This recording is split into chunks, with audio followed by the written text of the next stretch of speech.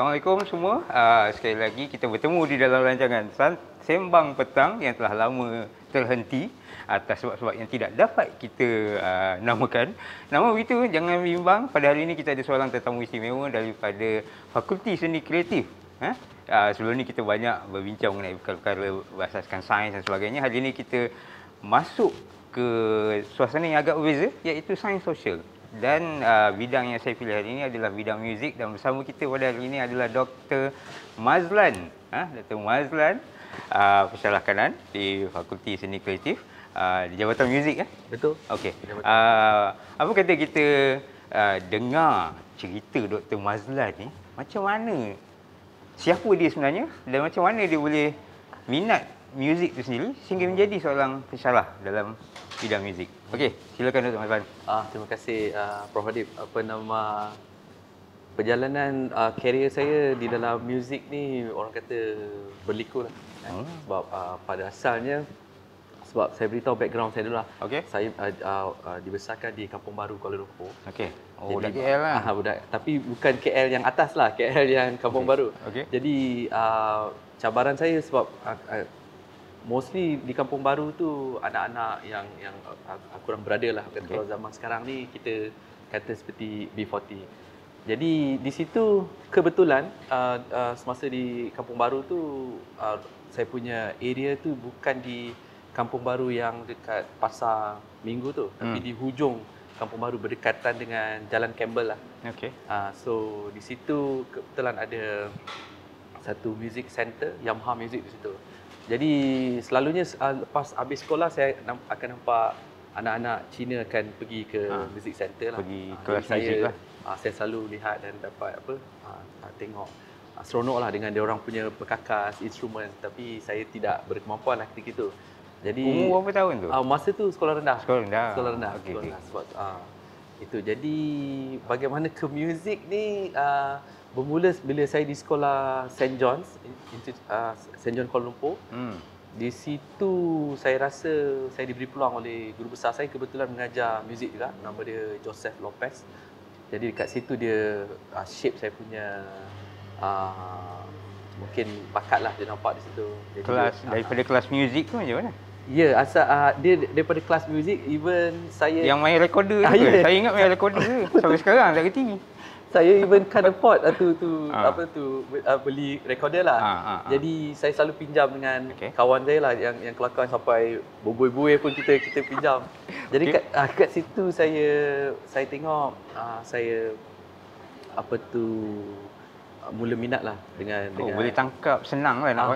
Okey. Jadi kat situ dan saya lihat, lepas tu kebetulan ketika itu rakan baik saya kata dekat guru tu lah, Joseph Lopez tu, dia kata, Sir, Mazlan dia boleh main lagu ni lah. Semua by heart lah sebab kita kan tak ada formal kan. Jadi kat situ lah. So dia suruh saya ke depan dan main, dan ketika itu dia setiap minggu dia akan memberi penekanan yang lebih dekat saya lah untuk tu. Dan bila saya masuk sekolah menengah, saya masuk St. John Cadet Band. Jadi ketika tu saya masuk di situ pun mula saya 50-50 sebab saya tahu saya tak boleh mampu nak beli instrumen kan. Jadi saya ingat lagi masa tu kebetulan senior saya setahun, dia kata dia cucu Tunku Abdul Rahman, nama dia Johan, saya ingat lagi. Dia kata, Lan, you masuk band ni, tu akan ajar you kan. Dia tunjukkan saxophone dia lah kan. Wah, saya tengok banyaknya key kan. Lepas saya kata saya tak ada instrumen, dia kata tak apa, itu nanti kita boleh pinjam sekolah punya. Jadi kat situ setiap minggu saya pinjam lah instrumen tu. Jadi setiap minggu saya bawa balik lah. Itu daripada stage kanak-kanak lah bagaimana saya mula main muzik. So pengajian pula macam mana? Macam mana minat ke arah ini nak menyambung pengajian dalam bidang muzik lah? Itulah balik pada cerita tadi. Jadi dalam masa sama saya suka melukis juga. Saya melukis sebab itu yang benda yang paling murah kan, melukis, tak perlu perkakas yang mahal seperti instrumen. Jadi macam lain je cerita ni. Ada sambungan Ada. Tadi recorder, saxophone ni melukis pula. Melukis. Ada sambungan Betul. Sebab benda tu yang cheapest kan. Kita tu related to seni lah orang cakap. Lepas tu saya tengok bila saya di dalam cadet band tu saya mula minat dan saya terus push diri saya untuk, saya kata inilah benda yang I nak buat. Tu bila dapat UPU, yang kelakarnya result saya untuk SPM bagus. Saya dapat pangkat 1 time tu. Ketika tu saya rasa kita tak pakai tu kan, pakai first grade, second grade, third grade and SAP tu. So bila saya tengok result tu, saya apply UPU saya tengok yang lain macam tak minat lah. So saya apply muzik lah. So saya punya undergraduate saya buat di Malaysia. Di UiTM Shah Alam. Lepas saya habis tu, saya bekerja dulu. Lepas tu saya dapat beasiswa tenaga pengajar muda daripada MARA, UiTM, and then saya sambung belajar di Manchester. Lepas tu saya balik, saya berkhidmat dengan UiTM lah beberapa tahun lah. Dalam bidang muzik lah. Dalam bidang muzik. Lepas tu saya sambung balik belajar di UK jugalah. Untuk PhD. Untuk PhD. Saya masih tak dapat sambungan dia. Yang melukis tadi kat mana? Lukis? Melukis tu masa lukis saksofon ke? Ada. Bukan? Mana tahu. Sebab saya kata kalau saya push dekat music, saya tengok macam banyak perkakas lah nak kena beli kan. Saya kata bukannya orang yang berkemampuan lah. Jadi saya tengok kat situ lah. Tapi bila saya tengok makin lama, saya kata saya ambil je peluang ni dan saya masuk je lah belajar tu. Tapi di hujung-hujung saya punya persekolahan, ayah nampak saya minat, jadi dia bagi hadiahkan saya instrumen lah. Tapi dah hujung-hujung lah saya punya dah nak dekat habis belajar. Bila cakap instrumen tu, gitar ke apa? Mulanya dengan gitar, tapi saya pinjam kawan lah. Kan. Balik sekolah, saya selalu pinjam rakan-rakan dan kawan-kawan ajak selalu pergi jamming. Jadi duit banyak, duit sekolah saya, ibu kalau bagi, saya tak makan, saya simpan. Saya simpan sebab untuk jamming, pergi jamming balik sekolah tu kan. Itulah cerita dia lah. Sebelum kita ke soalan yang lebih serius, saya ada terbayang satu soalan lah, terfikir-fikir ni. Start main recorder, pandai main recorder. Betul. Kawan ajak main saksofon dan sebagainya. Macam mana boleh main semua benda lain ni? Piano, gitar, kan pergerakan dia lain. Betul. Ni soalan yang sangat bagus lah. Saya ingat lagi masa saya belajar, kawan saya kata, Mazlan, fokus dekat satu instrumen je lah. Betul lah, sebab bila kita fokus berkhususan, kita akan jadi lagi bagus. Mungkin sebab masa saya zaman kanak-kanak, saya bukan orang berada kan. Jadi saya bila tengok benda tu, saya jadi excited lah. Saya jadi macam, nak cuba kan. Sebab saya nampak benda tu sebagai permainan. Sebab masa kanak-kanak kita tak dapat permainan tak ayah can't afford to buy. Jadi saya nampak benda tu seperti permainan lah. Jadi semua benda saya nampak permainan. Jadi bila saya masuk universiti, semua benda saya cubalah. Godeh lah. Kena godeh. Tapi maksudnya adakah tu lebih pada talent atau benda tu boleh dibentuk? Sebab saya percaya ada yang katalah menonton rancangan ni, Pon ingin macam bulu muzik, mungkin ada sedikit minat. Ada tak antara tip-tip dia? Tadi you mention sikit tengok benda ni sebagai permainan dan sebagainya. Tapi untuk actually belajar benda tu susah tak? Itulah saya tadi tertarik sebelum kita borak tadi sambil-sambil sebelum mula ni. Dalam saya memang kata kalau seni ni very right brain lah kan. Kita banyak benda yang kan, imagination apa semua kan, creativity. Tapi dalam masa sama, kalau in term of dalam kehidupan life, saya orang yang sangat macam Dr. Adib lah, outcome based dan sangat systematic dalam kehidupan. Tapi bukan dalam pengkaryaan apa semua. Jadi pada pendapat saya, mungkin ada orang kata bakat tu penting lah. Tapi saya rasa ada beribu lagi, berjuta lagi orang yang lebih berbakat lah pada saya. Tapi sebab dia ada beberapa faktor lah, variable lah kata. Bukan saja bakat, dalam masa sama mungkin faktor latar belakang yang that's the only way I can push myself to be somebody. Kalau mungkin saya dilahirkan dalam keluarga yang berada, mungkin parents saya akan push saya jadi benda yang lain. Tapi sebab sifat kita tu sendiri, memang saya selalu letak sifat yang anything kita buat, kita kena on the top. So, Jadi bila saya masuk Universiti Malaya ni, saya rasa sangat sesuai lah sebab saya tengok rakan-rakan semua memang dia orang mana-mana fakulti pun lah saya tengok. Dia ada sifat always on the top. Itulah saya rasa. Baik. Okey. Kita teruskan kepada soalan saya yang saya kira ramai juga orang nak tahu. Kita tahu Universiti Malaya menawarkan banyak program, pengkhususan dan sebagainya, baik pada sains dan sains sosial. Antara soalan yang selalu bermain di minda ibu bapa dan pelajar ialah mengenai kerjaya. Jadi kita nak dengar apa pandangan daripada Dr. Mazlan mengenai kerjaya dalam bidang muzik untuk mereka yang menceburi bidang ni. Saya kira ramai yang rasa di luar sana ada beberapa pekerjaan tu kita rasa lebih tinggi nilainya, seperti jadi seorang doktor, menjadi seorang peguam dan sebagainya. Jadi kita dengar sendiri pandangan Dr. Mazlan. Dalam ayat yang mudah, boleh buat kerja ke? Ada kerja ke lepas ada ijazah muzik ni? Kita dengar. Soalan ni nampak ada satu soalan tapi dia ada sub soalan juga. Oh, ya ke? Dia macam dua soalan saya nampak. First saya jawab yang dulu. Okey. Yang awal sebelum saya jawab yang kerjaya. Yang pertama, saya daripada kecil memang dah diajar konsep rezeki lah. Rezeki. Kadang-kadang saya pun bila diminta anak-anak muda minta nasihat bagaimana nak berjaya tu, saya nak jawab structure tu susah sebab jalan saya ni pada saya mungkin you sebagai seorang engineer mungkin tak nampak dia punya logik tu lah, tapi betul. Life saya tu memang Tak logik. sangat magic lah. Jadi saya ada di okay. UC Malaya pun pada saya pun sendiri tak sangka ada di sini lah.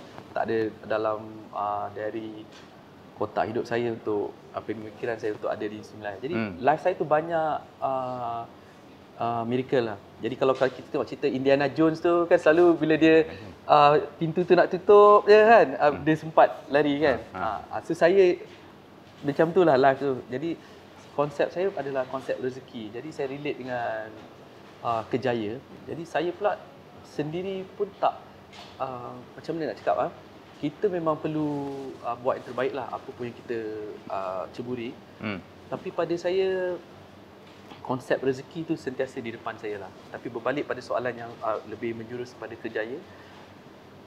Contohnya di dalam muzik, ketika saya di dalam muzik, hari pertama saya masuk universiti, saya dah kata saya nak jadi pensyarah. Sebab saya suka profession guru saya pendidik suka, lah. Pendidik. Saya suka tengok pensyarah saya dengan pakaian yang kemas. Lepas tu saya tengok anak-anak dia berjaya. Lecturer pakai topi juga. Special lah topi ni. Topi ni sebab belum buat PhD, rambut dah tak ada lah. Jadi nak cover sikit biar nampak muda. Okey, balik pada soalan tadi. Jadi dari segi kerjaya, jadi ketika saya masuk di bidang muzik tu, saya tak pernah letak diri saya untuk jadi seorang pemuzik. Saya hanya letak diri saya that's the only way I can go to the university. So, saya mesti nak masuk universiti, saya kata. Sebab masa tu idola saya Engku Aziz. Jadi ayah saya kata, Lan, kalau ni Engku Aziz ni, dia kata kan, kalau nak jadi berjaya ni dia yang paling pandai lah. Sebab ayah saya bukan orang yang kata latar belakang akademik tu. Jadi dia punya cara cakap tu orang kata nampak kasar tapi dia sebenarnya ada logik dia. Kata jadi orang Mazlan, ni jadi macam dia ni. Street smart lah, street smart. Street smart. Jadi jadi saya daripada saya punya pemikiran tu, okey, kalau aku dah masuk dalam akademik ni, I have to be like Engku Aziz lah. Walaupun bidang tu tak ada relevannya, tapi pada pendapat saya ini yang Tuhan bagi, saya akan push yang terbaik. Contohnya sebelum saya jadi pensyarah, saya relate sikit pasal kerjaya. Saya bermula kerjaya saya sebagai ahli muzik di Orkestra Kuala Lumpur di BKL. Lepas saya dapat degree saya audition dan dapatlah di situ. Walaupun dengan gaji yang sangat kecil lah, sebab di situ dia orang pakai base bakat punya kan. B, you tahu. Jadi kat situ B ni dia tak tengok kita ada degree ke apa lah. Dia tengok based on bakat and seniority kan. So jadi saya kat situ beberapa tahun. Di situ pengalaman saya tengok saya dapat bekerja dengan pemuzik profesional lah, yang rata-rata daripada RTM, diorang di BKL sebab masa tu di BKL buka orkestra baru kan. Jadi saya kat situ lah belajar pengalaman, dan saya nampak rupanya ilmu ni bukan, saya boleh cakap hanya 30% je saya dapat daripada universiti.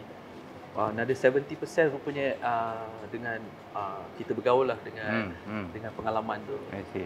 Jadi kat situ kerjaya bermula, dan saya kata alamak, betul ke nak jadi pemuzik sampai ke tu, sebab apa pun saya punya falsafah, anything I do, dia kena ada return yang baik. Jadi bila apa pun saya punya parameter, kalau macam ni lah salary, saya katakan saya tak boleh lah, saya kata saya kena need something yang tu. Jadi kat situ kebetulan UiTM punya ex-lecturer saya, dia kata, Mazlan ada opening nak pergi luar negara, scholarship. Cubalah, kata, alamak, nak kena tu kan. Jadi itulah bermulanya lah. Terus saya ambil scholarship tu, saya terus, saya kata tak pandang belakang. Itulah saya terus jadi akademik. So mungkin ada sikit pesanan kepada penonton lah, ibu bapa atau pelajar yang mungkin ada sedikit minat macam Dr. Mazlan juga masa sekolah, pandai main recorder kan contohnya, dan mungkin bercita-cita nak meneruskan pengajian di bidang muzik. Ada apa-apa nak kongsi tak?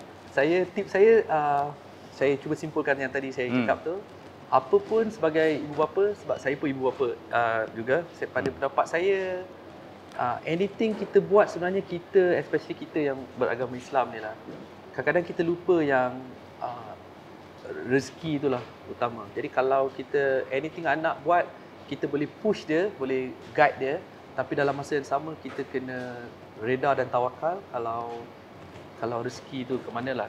Tapi apa pun bidang kita ambil, seni persembahan ke, social science maksud saya ke, ataupun science ke, yang penting didik anak-anak tu buat yang terbaik lah. Kena ada sifat on the top tu lah. Dan saya percaya semua rakan-rakan saya di Universiti Malaya ni, daripada bawah sampai ke atas, sebab saya pernah bekerja di tempat lain, UM dia ada DNA, kalau saya nak buat joke sikit, dia ada DNA kiasu tu lah. Dia orang sangat, jadi saya rasa itu je lah yang saya boleh bagi pesan kat ibu bapa lah. Kerjaya tu ada di dalam seni ni lah. Banyak saya dapat hari ni daripada soalan yang simple-simple je, dan terima kasih banyaklah kepada Dr. Mazlan sudi berkongsi dengan kita hari ini mengenai kisah perjalanan beliau daripada seorang anak kecil di Kampung Baru sehinggalah berjaya menjadi seorang pensyarah muzik di Universiti Malaya. Jadi saya kira sedikit sebanyak dapat kita pelajari daripada Dr. Mazlan, dan kepada semua yang menonton rancangan ni, jangan risau, bukanlah jangan risau, maksudnya jika anda ada sedikit minat ke arah bidang muzik, teruskan. Yang penting sentiasa berusaha untuk menjadi yang terbaik dalam apa juga yang kita pilih. Terima kasih sekali lagi kerana menonton Santai Petang bersama saya, dan sehingga ke rancangan seterusnya, Assalamualaikum. Ku menyusun jari, menjunjungi kasih kepada baginda payung mahkota negaraku. Ku berjanji setia dan berdoa, Tuhan berkatilah yang mulia, oh baginda. Pelbagai kaum dan agama hidup sejahtera di negara Malaysia yang tercinta. Satu bahasa, satu harapan menuju jaya, satu matlamat. Kami berjanji dan setia gemilang, oh tanah airku, di bawah naungan duli Tuanku. Oh Tuhan, berkatilah mahkota negara, bawa duli gemilang, oh tanah airku, di bawah naungan duli Tuanku. Oh Tuhan, ku berkatilah mahkota negara, bawa duli Tuanku. harapanku.